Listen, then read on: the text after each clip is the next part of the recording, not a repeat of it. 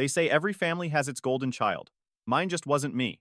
I was standing near the back patio of Westfield Country Club, pretending to sip champagne. I couldn't afford watching my niece blow out 18 candles on a 4-tier cake when my phone buzzed. Unknown number. I almost ignored it. But something in my gut told me to pick up. Hello? A low voice answered, rough like sandpaper. Hi.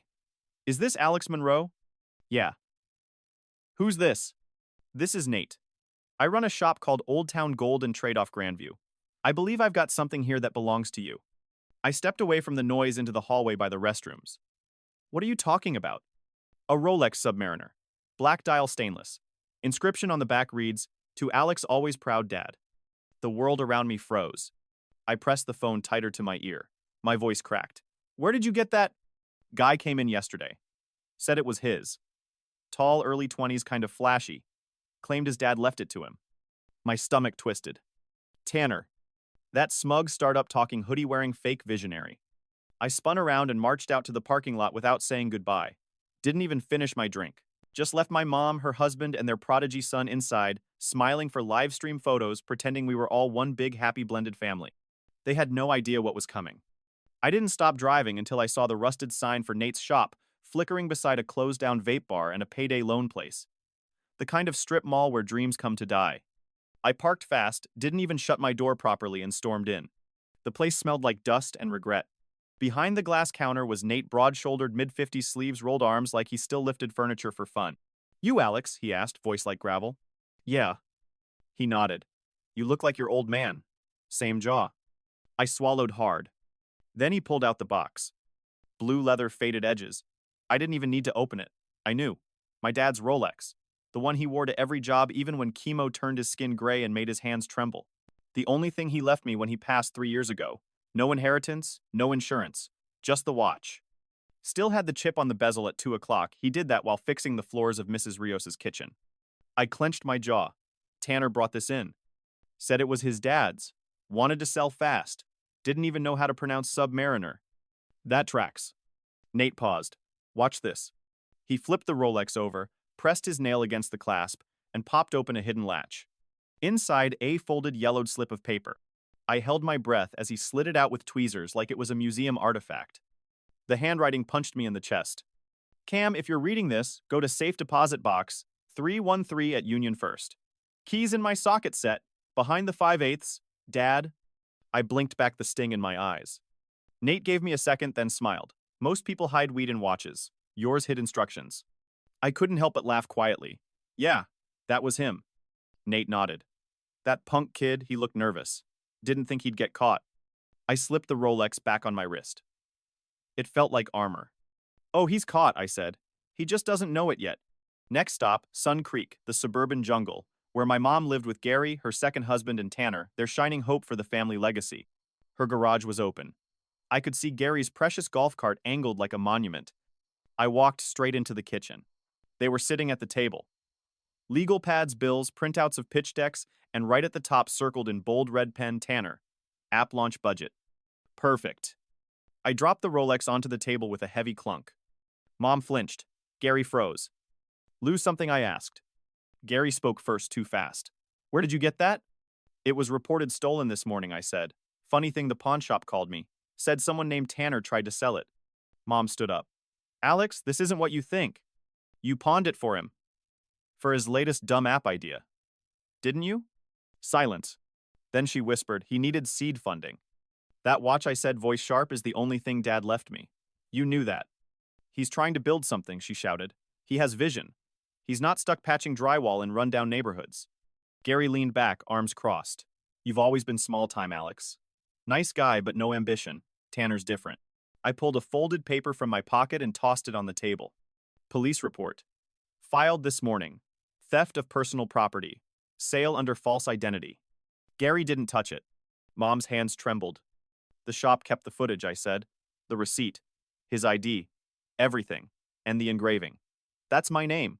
You want to tell the cops it was a gift? Still silence. I stood tall. Here's what's going to happen. You wire me the money, all of it. $9,000. I'll walk away. I won't press charges. Alex's mom's voice cracked. Please, don't ruin this. He's so close to launching. He already launched, I said. Right into felony theft. Gary scoffed. Go ahead. You think they'll care about a family spat over an old watch? I looked him in the eye. I already filed it. And next, the community gets to hear the whole story. Trust me, it'll go viral. That's when she broke. Alex's mom whispered, You'd throw away your family over this. I paused. Funny, I said, walking to the door. That's exactly what you did to me. You ever walk into a room full of people you're related to and feel like a stranger? That's how it had been for the past 6 months, living in my mom's guest room. I moved in after my lease ended. Work was slow, and I figured maybe it would be temporary. A few weeks to get my feet under me. That's what I told myself. But I should have known. The moment I moved back, it was like being downgraded to second-class citizen in my own family. Meanwhile, Tanner, he floated around the house like a prince. Mom hung on his every word. Gary called him our future. They set up a whole corner of the dining room for his startup HQ2 monitors, a whiteboard, with words like growth hack and monetize authenticity. I asked once what the app did. It's a lifestyle integration platform, Tanner said. I blinked. What does that even mean? He looked at me like I farted in church. It's about creating space for scalable vision. Still doesn't mean anything. He chuckled. Not everyone gets it. No offense. None taken. I'd seen where that vision money was going. Expensive logo design, influencer packages, Instagram ads with no product in sight. Just buzzwords, ring lights, and Canva mockups. But the real insult came during the launch prep livestream 2 weeks before the pawn shop call. Tanner had invited everyone over, Mom's sisters, Gary's poker buddies, neighbors, even the HOA president. I'd been the one to hang the fairy lights in the backyard, set up the Wi-Fi extenders, and fix the outlet near the gazebo where they plugged in the speakers. Not that anyone noticed. When the live camera started rolling, Tanner stood center frame with a wireless mic clipped to his collar. Mom stood behind him smiling like she was watching her kid win Olympic gold. They called it a family-powered vision of innovation. I stood in the shadows, sipping iced tea and leaning on the fence post I'd re-cemented that morning. Then I heard it. Tanner is the heartbeat of this family, Mom said on stream. He reminds me so much of Russ. Russ. My dad. I nearly choked. He didn't remind me of my father at all. My dad worked sun-up to sundown shoes, worn to the sole knuckles raw from pipe fittings and joist hangers. Tanner had callus-free hands and wore a smartwatch that kept buzzing with motivational quotes. 2 days after that, something worse happened. A friend of mine from high school texted, Dude, what the hell is this? Attached was a screenshot, a leak from our family's group chat blasted across a neighborhood Facebook mom group. Apparently, someone had forwarded a message my mom sent accidentally or not about me. I wish he had more drive. He just doesn't think big like Tanner does. Some people are meant to stay small. My name wasn't even in the message, but it didn't need to be. Everyone knew who she meant. It got shared 57 times. One of the comments said, sad when parents compare kids like that. Yeah, sad. I showed her the screenshot. She barely looked up from her tablet. It was taken out of context, she mumbled. Seemed pretty clear to me. I didn't mean small as in worthless, she added. Just limited. I laughed. You know, for someone who says Tanner thinks big, you never noticed how often he thinks selfish. She gave me that look. That tight-lipped, arms-crossed expression she used when she didn't want to hear truth. He's building something, she said. What are you building? A life, I said. One that doesn't require me to lie to get ahead. I started keeping to myself more after that. Took more repair gigs, stayed out late finishing drywall patches and sink installations, saved every dollar I could. But even then, the disrespect found ways to creep in. Tanner started borrowing my tools without asking, cordless drills, stud finder, even my backup laptop once. I found it open in the dining room with some Canva template full of fake financial projections. When I confronted him, he just smiled. Relax, he said. You weren't using it. And hey, if this app works, you'll get it all back and more. I stared at him. Get what back? You don't even ask. You take. Come on, he said, voice low. We're family. I remember gripping the counter just to stay calm. No, I told him. We share a mailing address. That's it. He shrugged. Well, when I'm CEO of a 7-figure exit, I'll remember you said that. He winked. Like this was a joke. Like the difference between me and him was that I fixed toilets for a living, and he pitched empty dreams and slide decks. One afternoon, I found something that finally broke me. He had printed out a founder bio and left it on the kitchen table. Under formative inspiration, it said, Tanner's entrepreneurial spirit comes from his late father, Russ Monroe, whose work ethic and ingenuity shaped his understanding of blue-collar excellence. I stood there staring at those words, blood boiling. Russ Monroe was my dad. My blood, my everything. Tanner wasn't even part of our lives until I was 23. And yet here he was rewriting my family history like it was a personal brand. When I showed it to Mom, she just sighed. It's just a story, Alex. You know how startups are. Everyone polishes their pitch. He's claiming my father. He's honoring him. I shook my head. He's erasing me. That night, I drove to the industrial side of town, where work was waiting, fixing up a busted gate and two broken porch lights. I stayed there until midnight, hands deep in wire and concrete, trying to forget the sting. But it didn't go away. Not even close. And the worst part, I still hadn't opened the note from inside that watch. I didn't even know yet what my dad had left behind. I just knew it was going to change everything. There's a kind of quiet that only happens when your trust finally breaks. That's how it felt the night I decided to confront them all, Mom, Gary, and Tanner. Not with yelling. Not with threats. But with a watch. A watch they never should have touched. I waited until Sunday morning, the one day I knew they'd all be home. Gary always stayed in to balance his retirement portfolio, which was mostly golf stocks and local burger franchises. Tanner would be in the sunroom pretending to code, while scrolling social media, and Mom, well, she'd be where she always was, between them making excuses for both. I walked in without knocking. No one looked up. So I made them. I took the Rolex out of my pocket and dropped it right onto the table. Thud. Gary looked up first, his brows pulling tight. What the hell is that? Tanner froze. The smirk on his face flickered. Mom's voice cracked. Where did you get that? I sat down calmly across from them. From the pawn shop. Nate at Old Town Gold and Trade. He said a guy brought it in, said it was a gift. Said his dad left it to him. Tanner opened his mouth like he was about to deny it, but I beat him to it. Don't bother. The footage has your name, your ID. And guess what else? I flipped the watch over, pressed behind the clasp. The secret compartment popped. Their eyes widened. Inside was the note, yellowed, sharp, still folded tight. I didn't unfold it, just looked Tanner in the eye. You tried to sell something that wasn't yours, and in doing that, you gave me the key to everything. Tanner scoffed, but his eyes darted. It was just a watch. I didn't know it was a big deal. Just a watch, I snapped. He gave it to me on his deathbed. Gary cut in, arms crossed. Maybe you shouldn't leave valuable stuff lying around if it matters that much. I clenched my fists. I kept it safe for 3 years. You knew exactly where it was, and you let him take it to fund his fantasy. Tanner leaned back in his chair like a wannabe CEO in a tech commercial. Look, man, it's not that deep. I needed a bridge, something small to kick off the next phase. I was going to pay it back. I stared at him. $9,000. You took $9,000 from a man who spent his life working his hands raw, and you called it a bridge. He smiled like it was all beneath him. I'm building something real, Alex. Not like you and your van and your caulking gun. This. This is scale. This is vision. I laughed. Cold. Bitter. You stole legacy to build a lie. Mom finally stood face pale. Alex, stop. Please, we're family. No, I said. We're a brand. That's all you see now. I pulled out a folder and placed it gently on the table. Inside the police report, stamped, signed, complete.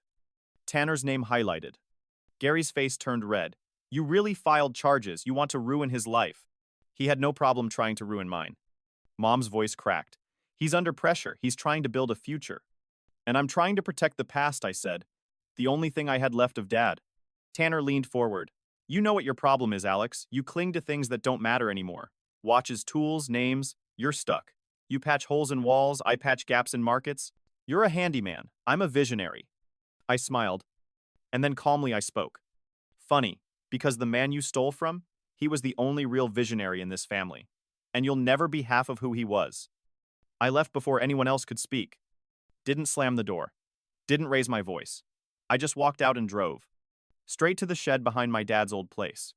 It was still locked. Same rusted handle, same busted padlock that never quite lined up. I still had the key. Inside it smelled like time. Like grease and sawdust and cold metal. I lifted the tarp off his old rolling toolbox, red Craftsman, heavy dented at the corner. Just like I remembered. I opened the top and started digging. Sockets, wrenches, tapes, everything in its place. And behind the 5/8 socket, right where the note said, was a small key wrapped in wax paper taped up with Dad's usual precision. The safe deposit box key. That's when my hands started shaking.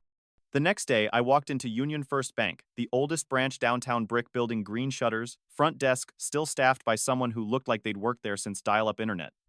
The woman behind the desk smiled faintly. Can I help you? I took a breath. I need access to safe deposit box 313. It was under my father's name, Russ Monroe. I I have the key. She looked up sharply. Russ? Yeah. You knew him. Quiet man, wore those worn-out boots like they were dress shoes. Always early, always polite. She took the key, nodded slowly, and said, "Follow me." 10 minutes later, I was in a small room alone, with a long metal box in front of me. I unlocked it with a trembling hand. Inside a sealed envelope, a thick black ledger and a smaller one with just my name on it, Alex, written in black Sharpie. I opened that one first. Alex, if you're reading this, then the watch found its way back to you. I hoped it would. Inside this envelope are bearer bonds over 100,000 in value. Yours. No banks, no taxes, no strings. The ledger. That's for you too. Every job I finished, every check I never got paid for. This isn't just about money. It's about time. Time for you to start over. Time to stop holding the door open for people who walk right through without ever turning back. You don't owe anyone your future. Not me, not your mother, not the family. Just do one thing, kid. Make it yours. Dad. I sat there for a long time, reading and rereading, letting the words settle. He'd left me more than a watch. He left me a plan. Dad didn't leave me much in life, but what he did leave was airtight. After I left Union First with the bonds and the ledger in a plain paper envelope, I didn't go home. I didn't text anyone. I just drove, quiet, head spinning. There's a kind of peace that comes when you know exactly what needs to be done. And I knew. I parked outside Carla Martin's office just after lunch the next day, second floor above a strip mall insurance agency. No logo, no receptionist. Just her name on a door made of frosted glass. My buddy Mitch had told me about her years ago, said she was the kind of lawyer who didn't waste time or play nice if she didn't have to. He was right. She opened the door before I knocked. "Contractor ledger," she asked. He blinked. "Yeah. Come in." Her office was nothing fancy. Worn carpet, file cabinets, 2 chairs and a round table, no desk. She motioned to one of the seats and held out her hand. I gave her the ledger. She flipped it open and started scanning the pages with the intensity of a surgeon. "Where'd you get this?" "My dad's safe deposit box. He was an independent contractor. Died 3 years ago. Your next of kin. Only child." She nodded, kept flipping. He wrote everything down. Material costs, job sites, payment status. Jesus. This is better than half the accounting software my clients use. She stopped at one entry, ran her finger down the page. Reynolds and Bloom Construction, she read aloud. Flooring install, Mesa. $18,500. Due, no payment, no reply, no cancellation. I nodded. That's the one I want first. Good. She looked up. They're still active. Just checked. Doing luxury builds in Scottsdale now. Her eyes lit up. Even better. That means they have assets, and assets hate bad press. She sat back and crossed her arms. Here's the thing, Alex. Most of the time, guys like your dad get screwed because no one expects their sons to fight back. They assume the debt died with him. But it didn't, I said. She smirked. Number. It didn't. And we're going to make damn sure they know it. Then she opened a filing cabinet, pulled out a manila folder, and handed it to me. Sign the top page. This gives me authority to file demand letters on your behalf. I signed. She flipped the ledger shut, slid it back to me. Take photos of every page. Keep the original in a fireproof box. This is evidence. I can scan it tonight. Perfect. Send me everything. And hold on to that envelope with the bearer bonds like it's a beating heart. Already locked up, I said. Good, she said. Now go home and get ready, because this is just the start. That night, I spread the ledger across my kitchen table right next to my worn tool bag and a bowl of leftover chili. Every page was written in Dad's precise, blocky handwriting. Black ink, no frills, just details that mattered. The job stretched back over 20 years. Some names I recognized, neighbors, shop owners, church folks. Some were strangers. But the totals, they added up fast. 2,000 here, 4,000 there, even one for nearly 11,000. It wasn't just money, it was time.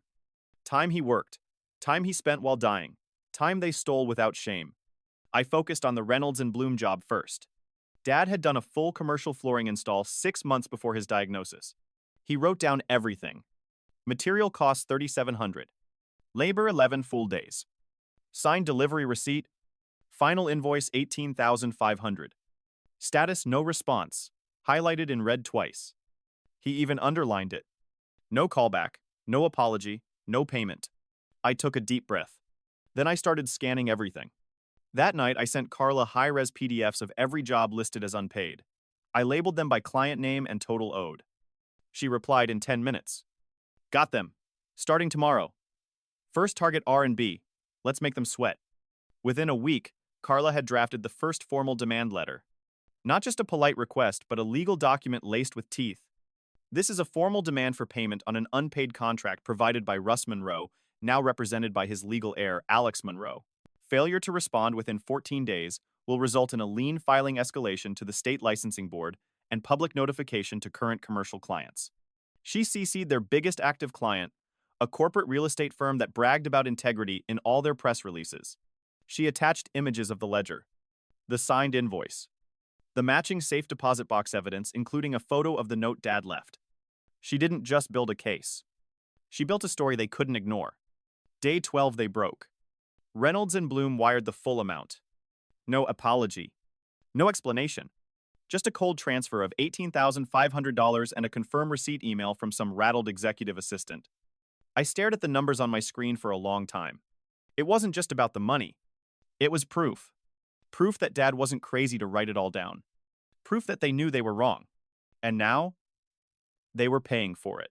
I met Carla the next day to drop off the notarized receipt. She leaned back in her chair, grinning. You know what they're most afraid of, she asked. What? Reputation. Not court, not money. Reputation. And you, my friend, just gave them their first bruise. I nodded slowly. Then let's keep swinging. You ever see a lie collapse in real time? Not with an explosion, but with silence.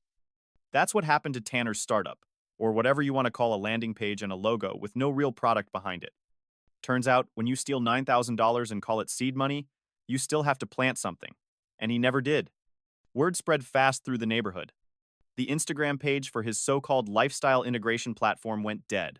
The website that once said launching soon now redirected to a generic park domain with GoDaddy ads for protein powders and CBD drops.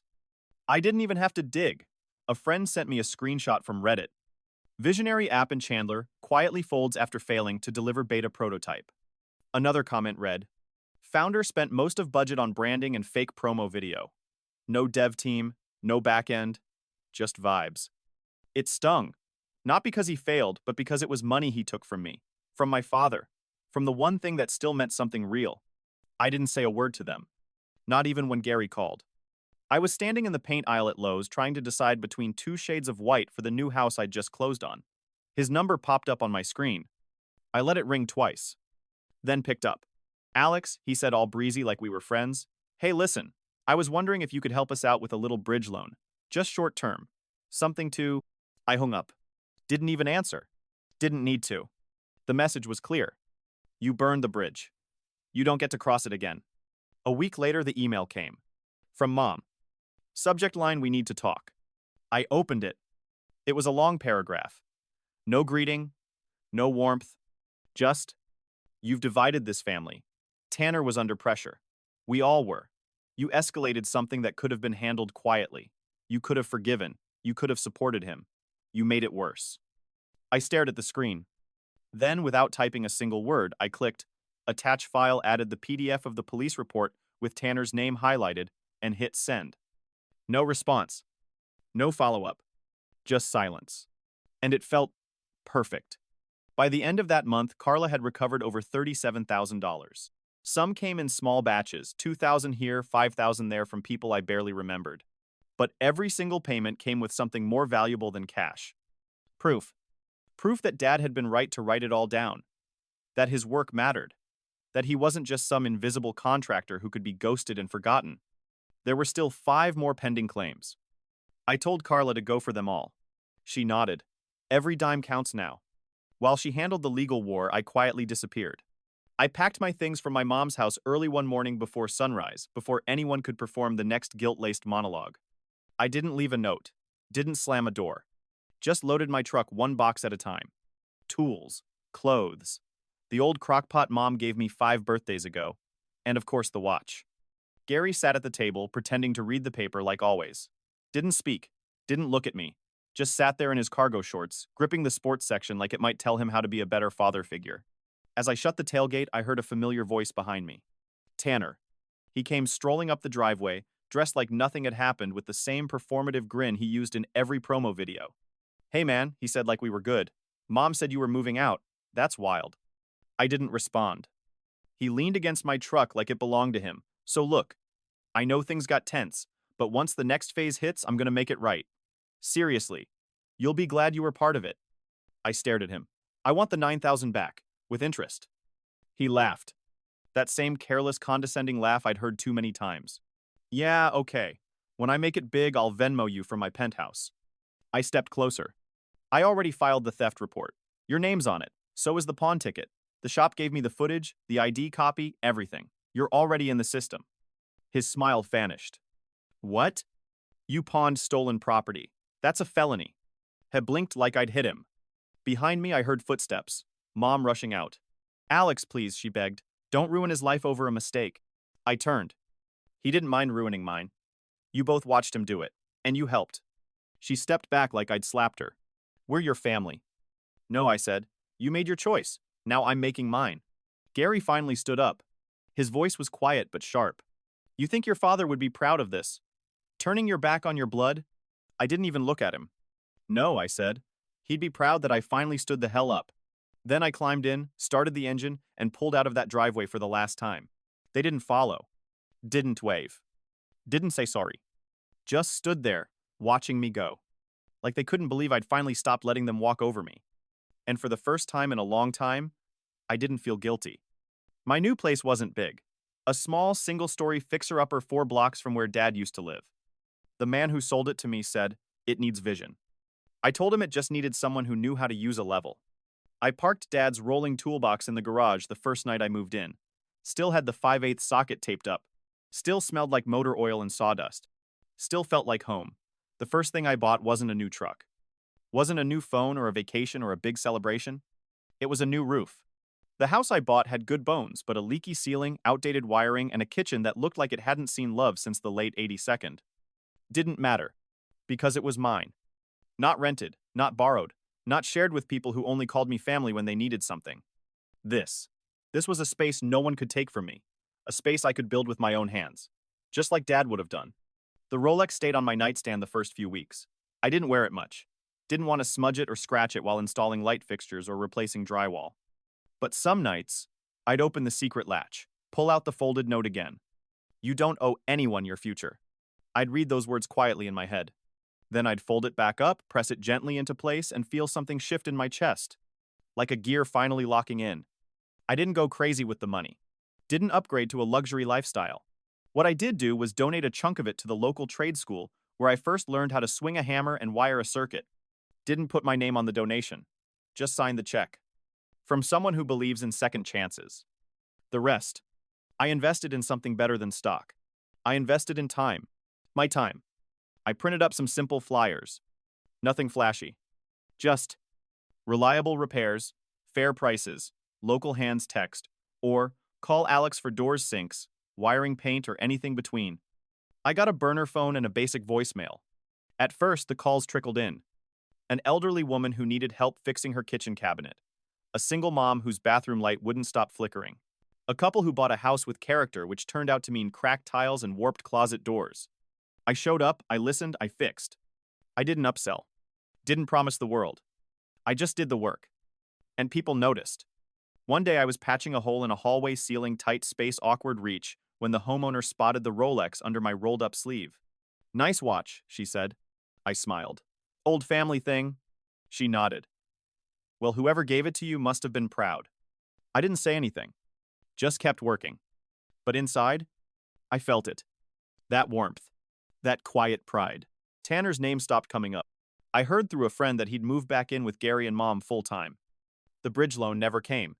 Neither did his second app. Or third. The email Mom sent, that was the last time I heard from her. No apologies. No knock on my door. Just absence. And for once, I didn't fill the silence with guilt. I let it be what it was. Empty space. A line I no longer needed to cross. One morning I was in the garage, tightening bolts on an old porch swing a neighbor gave me. The air smelled like fresh cut pine. Sunlight slanted through the window just right. And for a split second, I swear I heard it. The sound of boots scuffing across concrete. Dad's boots. Like he was walking and inspecting my work. I smiled. Didn't turn around. Didn't need to. Some things, you just feel. I started wearing the watch more often after that. Not for style, not to show off, but because I understood now what he meant when he gave it to me. It wasn't about timepieces. It was about time. Full stop. He knew I'd reached this point, where I needed a way out, a path that was mine. He didn't leave me millions, didn't leave me land or stocks. He left me a note, a key, a ledger, and the reminder that no matter how deep I was buried under other people's expectations, I could dig my way out. Some days are still quiet. Some nights I wonder what might have happened if I just ignored that call from the pawn shop, if I just let it go. But then I walk out to my garage, open the top drawer of Dad's toolbox, run my fingers over the 5/8 socket. Still has the faint residue from the tape. Still fits snug in my palm. Still reminds me where this all started. I didn't get revenge. Not really. I didn't burn their world down. Didn't scream. Didn't destroy. Didn't even ask for apologies. I just walked away. And sometimes that's louder than any scream. Because real freedom, it isn't about punishing the people who hurt you. It's about living so well they can't touch you anymore.